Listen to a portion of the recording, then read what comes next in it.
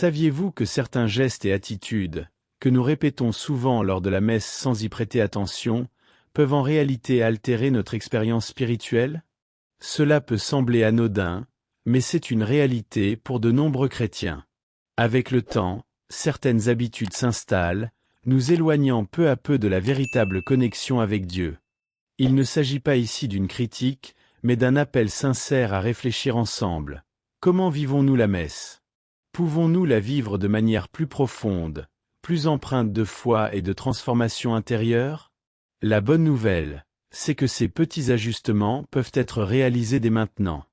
Êtes-vous prêt à découvrir ces gestes et attitudes qui pourraient enrichir votre expérience spirituelle?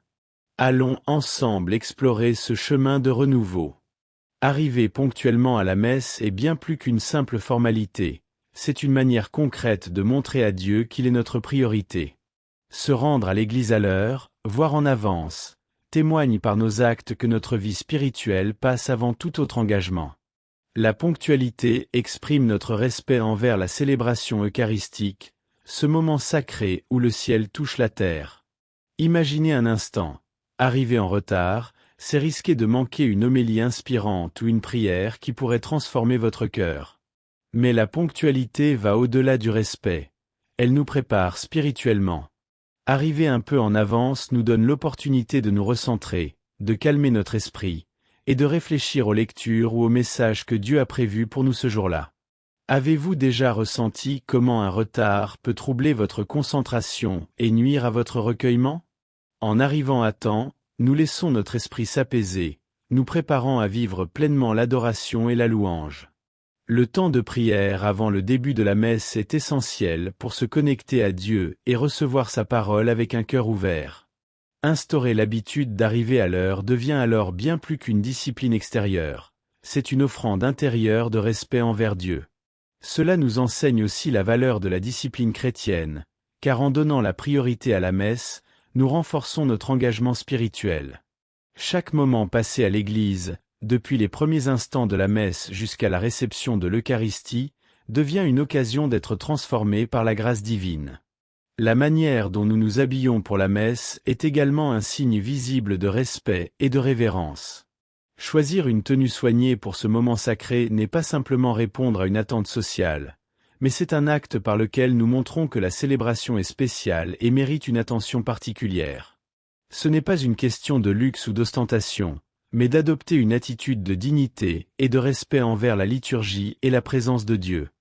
Vous êtes-vous déjà rendu compte à quel point votre attitude change lorsque vous vous habillez avec soin pour une occasion importante? Une tenue appropriée nous rappelle également notre valeur en tant qu'enfant de Dieu. Se préparer extérieurement pour la messe influence aussi notre préparation intérieure. Nos vêtements deviennent une expression de notre désir de nous présenter devant Dieu avec un cœur pur et disposé. Ce geste simple mais intentionnel peut profondément impacter notre état d'esprit, nous aidant à entrer dans une attitude d'adoration sincère. Cela souligne que la foi, même dans ses expressions les plus modestes, se manifeste dans nos choix et notre façon de vivre. Ensemble, ces détails contribuent à créer une atmosphère de recueillement et d'unité parmi les fidèles. Lorsque chacun fait l'effort de s'habiller avec soin, l'Église devient un lieu de beauté et de révérence partagée. Bien sûr, ce n'est pas la tenue qui compte le plus, mais l'intention du cœur. En prenant conscience de l'importance de ces gestes, nous pouvons nous demander comment nos petites actions quotidiennes enrichissent-elles notre relation avec Dieu et notre participation à la messe. Enfin, lorsque nous pénétrons dans l'Église, chaque geste de révérence devient un témoignage de foi. Faire une génuflexion, par exemple, est bien plus qu'un simple mouvement. C'est un acte d'humilité, une reconnaissance de la présence réelle de Jésus-Christ dans le tabernacle. Ce geste nous invite à orienter notre cœur vers l'adoration, à mettre de côté les distractions et à nous concentrer pleinement sur la rencontre avec Dieu. Avez-vous remarqué comment une génuflexion bien accomplie peut recentrer vos pensées et préparer votre esprit à la prière? Le signe de croix, quant à lui, est un rappel constant de notre foi. Ce n'est pas un simple rituel, mais une affirmation profonde de notre identité chrétienne et de notre confiance dans la protection divine. Tracer le signe de croix sur notre corps est une déclaration silencieuse, mais puissante. Nous appartenons à Christ, et c'est en lui que nous trouvons notre force. Ce geste, empreint de signification, nous invite à méditer sur la croix, sur le sacrifice de Jésus, et sur la mission qui nous est confiée en tant que disciples. Ces gestes, bien qu'apparemment simples, possèdent une force spirituelle immense. Ils créent un environnement propice à la prière et à l'adoration, non seulement pour nous, mais aussi pour ceux qui nous entourent. Imaginez une église où chaque fidèle entre avec une attitude de révérence et de recueillement. Quel témoignage puissant cela donnerait au monde. Alors, comment pouvons-nous, dès aujourd'hui, transformer nos gestes en expressions sincères de foi et de dévotion? Lorsque nous accomplissons ces gestes avec dévotion et pleine conscience, nous plaçons notre cœur et notre esprit au centre de la célébration. Cette préparation est essentielle pour vivre la messe de manière profonde et transformative. La posture que nous adoptons pendant la messe n'est pas simplement une question de comportement physique. Elle reflète également l'attitude spirituelle que nous avons devant Dieu. Adopter une posture respectueuse, éviter par exemple de croiser les jambes ou de consulter son téléphone, nous aide à rester concentrés sur la parole de Dieu et sur ce qui se passe autour de nous. Imaginez à quel point une posture d'attention, les yeux tournés vers l'autel, peut renforcer votre écoute de l'Évangile et votre participation aux prières. C'est une manière de se connecter plus intimement avec la présence et le message de Christ.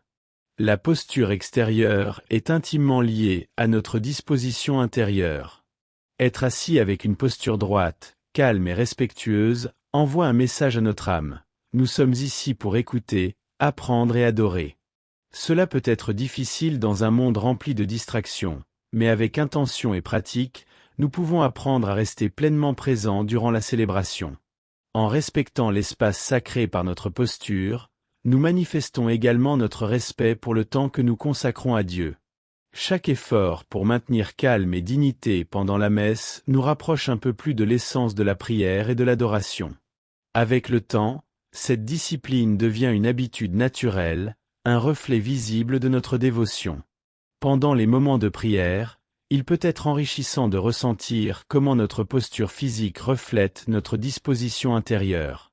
Peu nombreux sont ceux qui réalisent que respecter son corps dans un lieu sacré est aussi une manière de discipliner son esprit pour le garder concentré sur Dieu.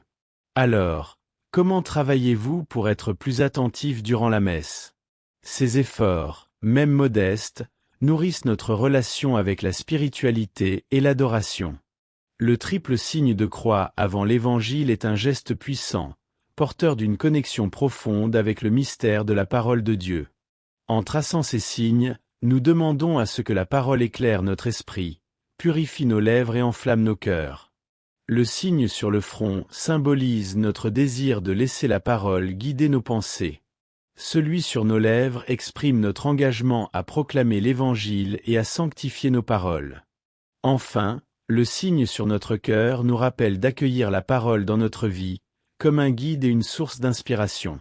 Ce geste va bien au-delà d'une simple formalité, il s'agit d'une préparation spirituelle. Lorsque nous traçons ces signes avec intention, nous ouvrons notre esprit et notre cœur à la transformation que la parole de Dieu peut opérer en nous. Chaque signe devient une prière silencieuse, un engagement renouvelé à vivre selon les enseignements du Christ. Ce moment de recueillement est une invitation à approfondir notre foi et à permettre à la parole de prendre racine dans chaque aspect de notre vie. Le triple signe de croix est donc bien plus qu'un rituel. Il est une clé qui nous aide à recevoir l'Évangile avec une attitude ouverte et réfléchie. Il nous invite à nous préparer intérieurement pour entendre et vivre la parole, en la mettant en pratique au quotidien. Lorsque nous faisons ce geste en pleine conscience, il devient une déclaration de foi et une ouverture à l'action de Dieu dans nos vies. Avez-vous déjà ressenti l'impact de ce geste sur votre capacité à recevoir et vivre la parole de Dieu? Pendant la consécration et la préparation à la communion, il est essentiel d'adopter une attitude de profonde révérence et de préparation spirituelle. Ce moment de la messe n'est pas un simple rite, mais une rencontre intime avec le Christ. Avant de s'avancer pour recevoir l'Eucharistie, il est crucial d'être en harmonie spirituelle, conscient du sacrifice de Jésus et de l'importance de ce sacrement. Le jeûne eucharistique et la confession sont des pratiques qui purifient notre cœur et nous préparent à recevoir ce don avec la gratitude et la révérence qu'il mérite. Ce moment est aussi l'occasion de se rappeler que nous sommes face à un miracle. L'Eucharistie, corps et sang du Christ, est une invitation à une transformation intérieure. En arrivant à cet instant avec une prière sincère et une réflexion profonde, nous vivons la communion de manière plus pleine, recevant ce que Dieu veut accomplir en nous. La disposition de notre cœur reflète la grandeur de cet acte, qui est le sommet de la célébration eucharistique. Après la communion, les instants de silence et d'introspection sont des occasions précieuses pour approfondir notre relation avec le Christ. C'est un moment pour remercier Dieu pour ce don incommensurable, pour lui confier nos besoins, et pour demander la force de vivre selon son enseignement. La communion est une source de renouvellement spirituel, et la préparation qu'elle exige nous pousse à vivre une expérience de foi plus riche et plus profonde. Comment ces pratiques enrichissent-elles votre relation avec l'Eucharistie? Ce moment après la communion est une invitation précieuse à contempler le miracle que nous venons de vivre, l'union intime avec le corps et le sang du Christ. Dans cet instant, le silence devient plus qu'une simple absence de bruit. Il devient la présence vivante de Dieu en nous, un appel à écouter sa voix, à méditer sur les mystères divins qui nous sont offerts. Ce n'est qu'en entrant dans ce silence sacré, en nous ouvrant à cette grâce, que la communion peut transcender le simple rituel pour devenir une expérience de transformation spirituelle profonde. C'est également un temps d'introspection, un espace où nous pouvons évaluer notre parcours spirituel, notre relation avec Dieu et avec les autres. Ce moment silencieux nous invite à nous poser une question essentielle. Sommes-nous vraiment en accord avec les enseignements de Jésus-Christ? Sommes-nous réceptifs à l'action du Saint-Esprit dans nos vies? Parfois, c'est dans ce calme profond que les réponses aux doutes et aux défis que nous portons en nous deviennent limpides. En créant cet espace pour Dieu, nous permettons à sa lumière de nous guider et de renouveler notre force intérieure. Mais ce temps de recueillement ne se limite pas à la réflexion personnelle. Il est également une préparation pour affronter le monde extérieur, les défis du quotidien, avec une sérénité et une foi renouvelée. Lorsque nous sortons de la messe, imprégnés de la grâce divine, nous sommes mieux équipés pour vivre selon les préceptes de l'Évangile. Ce moment de silence est un instant d'intimité avec le Christ, un temps de gratitude et de force. Comment vivez-vous ce temps de réflexion après la communion? Peut-être est-il temps de l'approfondir encore davantage. Éviter les distractions pendant la messe est une clé essentielle pour vivre pleinement ce moment sacré. Dans un monde où les stimulations incessantes et la technologie captent constamment notre attention, il est facile de perdre le fil et de manquer les bénédictions que Dieu veut nous offrir. Éteindre son téléphone, se concentrer sur les lectures, les prières et les chants, voilà des gestes simples mais puissants qui nourrissent notre âme. Avez-vous déjà remarqué comment une attention véritablement portée à l'autel peut transformer toute une célébration? Chaque instant de la messe est une opportunité de rencontre avec Dieu. Se laisser distraire, c'est passer à côté de cette grâce unique. En restant pleinement présent, en écoutant chaque prière, chaque parole de l'Évangile comme si elle était adressée directement à nous, nous ouvrons notre cœur à une transformation profonde. Imaginez combien votre vie spirituelle pourrait s'enrichir si, au lieu de vous disperser, vous viviez chaque messe avec une attention totale et une adoration sincère. Et cette attention n'est pas seulement pour notre bénéfice personnel. Elle inspire aussi la communauté autour de nous. Lorsque nous participons activement et avec révérence, nous contribuons à créer une atmosphère d'unité et de spiritualité partagée. Ce respect mutuel renforce les liens entre les fidèles et amplifie la présence du Christ parmi nous. Comment pouvez-vous contribuer à cette atmosphère de recueillement et d'adoration lors de la prochaine messe? Chaque effort compte et rayonne autour de vous. La bénédiction finale et le moment de clôture de la messe ne marquent pas une fin, mais un nouveau départ.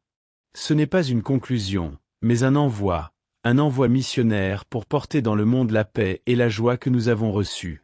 Cette bénédiction est un rappel que nous sommes appelés à être des témoins vivants de l'Évangile dans toutes nos actions quotidiennes. Avez-vous déjà pensé à quel point ce moment peut être une source d'inspiration pour le reste de votre journée? Recevoir cette bénédiction, c'est accepter la mission de vivre pleinement notre foi, de témoigner de l'amour du Christ dans notre famille, sur notre lieu de travail et dans notre communauté. Elle est un signe de la grâce de Dieu, un encouragement à poursuivre notre chemin spirituel avec force et courage. Et si vous commenciez à voir cette bénédiction comme un carburant pour affronter vos défis avec foi et optimisme? La messe ne se limite pas au temps passé à l'église, elle est un apprentissage pour vivre notre foi dans chaque aspect de notre vie. Chaque célébration est une opportunité de grandir spirituellement, de renouveler notre engagement envers Dieu et de refléter son amour dans nos gestes quotidiens. Que faisons-nous, après chaque messe, pour que cette expérience transforme réellement nos vies? Voilà une réflexion qui peut enrichir notre cheminement spirituel et nous rapprocher davantage de la volonté de Dieu. Chaque sermon, chaque prière, chaque geste accompli durant la célébration eucharistique devrait trouver un écho concret dans notre vie quotidienne. Lorsque nous entendons un message sur le pardon pendant la messe, cela devient un appel à pardonner sincèrement ceux qui nous entourent, même lorsque cela semble difficile. Lorsque nous contemplons l'humilité du Christ dans les évangiles, nous sommes invités à cultiver cette même humilité dans nos relations avec autrui, à privilégier l'écoute, la bienveillance, et à mettre de côté notre orgueil. La messe n'est pas seulement un moment isolé dans notre semaine, c'est une école de transformation intérieure qui rayonne dans nos paroles, nos choix, et nos actions. Vivre la messe de manière transformatrice, c'est l'intégrer pleinement à notre cheminement spirituel. Cela signifie que chaque acte d'adoration, chaque réflexion méditée devant l'autel, se traduit par un geste concret d'amour envers notre prochain et de service à Dieu. Cela peut être une parole d'encouragement, un acte de générosité, ou même une simple prière silencieuse pour quelqu'un dans le besoin. À la sortie de l'Église, il est essentiel de nous poser cette question.